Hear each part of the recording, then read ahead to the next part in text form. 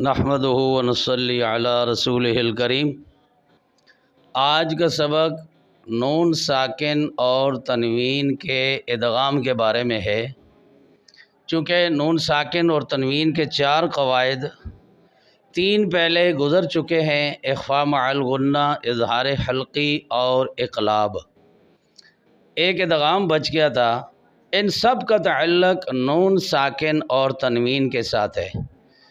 चाहे इख़्फ़ा मअल गुन्ना है जो पहले गुज़र चुका है, उसका तअल्लुक़ भी नून साकिन और तनवीन के साथ है, और इज़हार हल्क़ी का तअल्लुक़ भी नून साकिन और तनवीन के साथ है, और उससे क़बल इक़लाब मअल गुन्ना गुज़रा था, उसका तअल्लुक़ भी नून साकिन और तनवीन के साथ है। और आज का नून साकिन तनवीन का जो आखिरी कायदा है वो है इदगाम।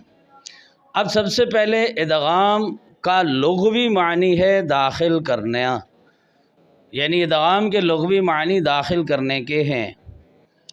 यानी जो लुग़त में क़ुर्रा की इस्तिलाह में, अब यहाँ तक तो माना लुग़त में था, अब क़ुर्रा की इस्तिलाह में, कारियों की ज़बान में पहला हर्फ साकिन और दूसरा मुतहर्रिक हो तो दोनों को एक साथ मुशद्दद अदा करने को इदगाम कहते हैं। यानी पूरे कुरान पाक में जहाँ कहीं भी पहला हर्फ साकिन हो और दूसरा मुतहर्रिक हो तो दोनों एक साथ मुशद्दद अदा हों तो वो इदगाम कहलाता है।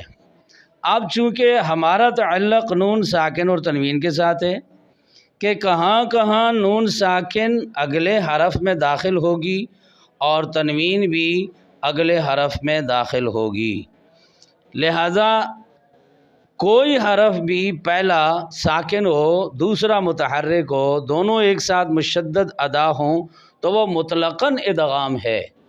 अब यहाँ पर तअल्लुक़ नून साकिन तनवीन के इदगाम का है कि ये जो नून साकिन है और तनवीन है ये कहाँ किस हरफ में दाखिल होगा, और फिर इस दाखिल होने को इदगाम कहते हैं। मिसाल के तौर पर आम इदगाम जो है वो मैं पढ़ता हूँ, रबिहत तिजारतुहुम, एक ता दूसरी ता में दाखिल हो रही है और यहाँ लिखी हुई 2 ता हैं इस लफ्ज़ में, इस कलमा में, लेकिन पढ़ी एक जाती है, दोनों एक साथ मुशद्दद अदा हो रहे हो। इसी तरह क़द दख़लू, दाल का दाल में इदगाम हुआ है, अहौतु ता का ता में हुआ है, अलम नख़लुक़कुम। तो ये जो हरफ एक दूसरे कलमे में दूसरे हरफ में दाखिल हो रहे हैं तो ये मुतलक़न इदगाम है। तो अब नून साकिन और तनवीन का इदगाम जो है वो 6 हरूफ में होता है, मजमुआ इसका यरमलून है। यानी ये जो यरमलून मजमुआ लिखा है, या रा मीम लाम वाव नून, ये यरमलून कहलाता है। ये तमाम 6 के 6 हरूफ नून साकिन और तनवीन के बाद आएंगे।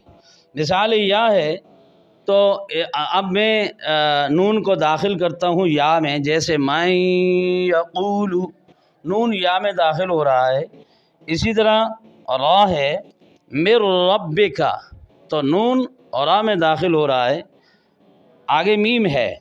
जैसे अब लिखा हुआ आता है मिन मा, तो अब दोनों को इकट्ठा पढ़ो तो बन जाएगा मिम मा, तो वहाँ पर नून मीम में दाखिल हो रहा है। लाम जैसे वलाकिन ला यशउरून, असल में है वलाकिन ला, तो नून लाम में दाखिल हो रहा है, तो इसलिए यहाँ पर भी इदगाम हो रहा है। वाव जैसे म्यू वालिन, नून वाव में दाखिल हो रहा है। नून जैसे मिन नबात, नून में दाखिल हो रहा है। तो जो हरफ भी पहला साकिन हो दूसरा मुतहर्रिक हो, दोनों एक साथ मुशद्दद अदा हो तो उसको इदगाम कहते हैं। लेकिन यहाँ नून साकिन और तनवीन का इदगाम है, चूँकि इसी नून साकिन तनवीन का इख़्फ़ा भी है, इसी नून साकिन तनवीन का इजहार भी है, इसी नून साकिन तनवीन का इक़लाब भी है, और चौथा क़ायदा नून साकिन तनवीन का इदगाम का है। तो इदगाम नून साकिन तनवीन के बाद ये 6 हरूफ यरमलून आएँ तो इदगाम होता है नून साकिन तनवीन का। फिर नून साकिन और तनवीन के इदगाम की 2 किस्में हैं।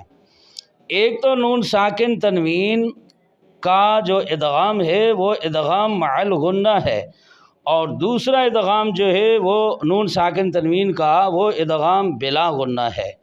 یعنی اس کا معنی یہ ہے کہ یہ نون اگلے کلموں میں داخل ہوگا تو غنہ کے ساتھ ہوگا، اور یہ والا ادغام اگلے کلموں میں داخل ہوگا تو وہ غنہ کے بغیر ہوگا، اس لیے اس کا نام ادغام بلا غنہ ہے۔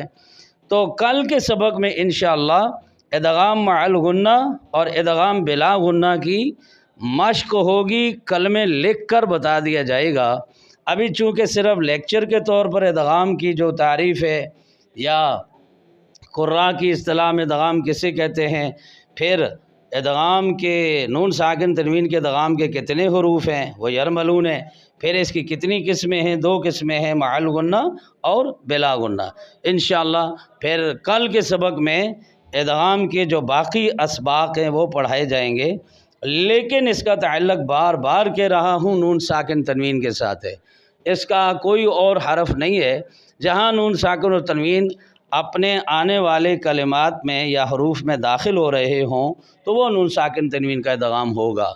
دوسری آپ حضرات سے التماس ہے کہ اکثر ساتھی یہ کہتے رہتے ہیں کہ جی واٹس ایپ پہ پڑھائیں، یا ان کی اپنی اپنی فرمائش ہوتی ہیں، تو انشاءاللہ ضرور ساری فرمائشیں پوری ہوں گی، لیکن وہ چینل کے اعتبار سے جو آپ بتائیں گے انشاءاللہ، تو چونکہ میرا تو مقصد پڑھانا ہے، بتانا ہے، تو آپ بھی میرے ساتھ مدد کریں۔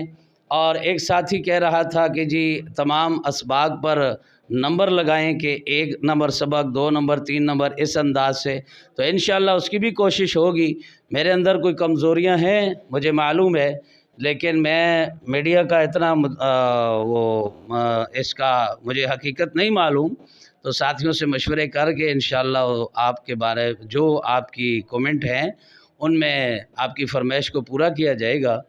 تو اس سے اگلی بات یہ ہے کہ آپ حضرات سے بھی التماس ہے کہ ہم اگر روزانہ 20-25 منٹ لگا کر یہ ویڈیو لوڈ کر کے ایڈٹ کر کے آپ تک پہنچاتے ہیں، تو آپ حضرات بھی ضرور کوشش کریں کہ صدقہ جاریہ کے طور پر اس کو دوسروں تک پہنچائیں، تاکہ ان کا بھی فائدہ ہو، وہ بھی اس چیز کو سمجھیں۔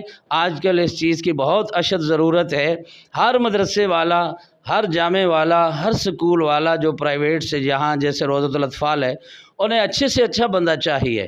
تو گھر بیٹھے اچھے سے اچھا بننے کے لیے میری معلمات اور اسی طرح جو معلمین حضرات ہیں، وہ اگر ان تمام قواعد کو گھر بیٹھے سیکھتے جائیں اور مشق کرتے جائیں تو الحمدللہ ان کی بہت بہتری ہوگی۔ اور ساتھ مجھے بھی آپ سکھائیں، جب آپ کے پاس کوئی ایسی چیز ہے تو میں بھی انشاءاللہ آپ کا تابعدار آپ سے سیکھوں گا۔ اللہ تبارک و تعالی عمل کی توفیق عطا فرمائے۔